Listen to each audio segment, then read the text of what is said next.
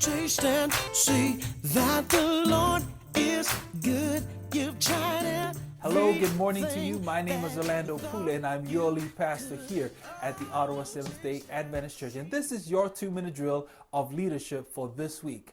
Now, in the past 4 weeks, we have gone through the series of how to be an authentic leader. And today is the final installment of that series. But if you have missed any of the 4 that we have done previously, I'm going to ask you to please go ahead and subscribe, and to go back, you will be able to see the ones that we have done previously leading up to this point.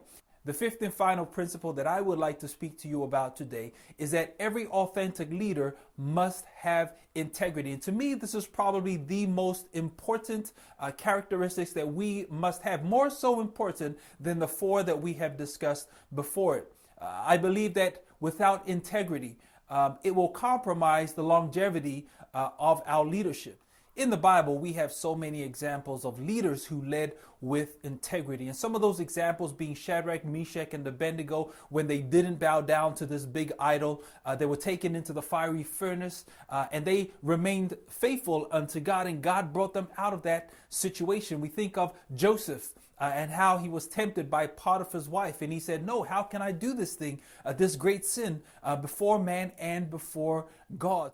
But there are also leaders in the Bible who did not lead with integrity. And we think of Abraham, how he was walking with his wife Sarah, and he said, no, this is my sister. The king came and summoned Sarah, took her away, only to find that God was speaking to him in a dream and saying to King Abimelech that this is not Abraham's sister, this is actually his wife. It caused a lot of commotion, a lot of problems for him. We think of David and the example of Bathsheba and Uriah. What happened was that Uriah was killed because of David's passion for Bathsheba. Basically, what we are saying today is that if you have the other 4 qualities of being an authentic leader, but you do not have integrity, then everything else will fall apart.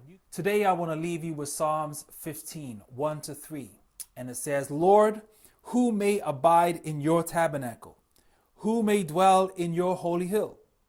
He who walks uprightly and works righteousness and speaks the truth in his heart. He who does not backbite with his tongue, nor does evil to his neighbor, nor does he take up a reproach against his friend. In other words, he who has integrity. I just want to thank you once again for tuning in once again to another episode of the 2-minute drill of leadership. And I pray that God will richly bless you and your family throughout the rest of this week. God bless.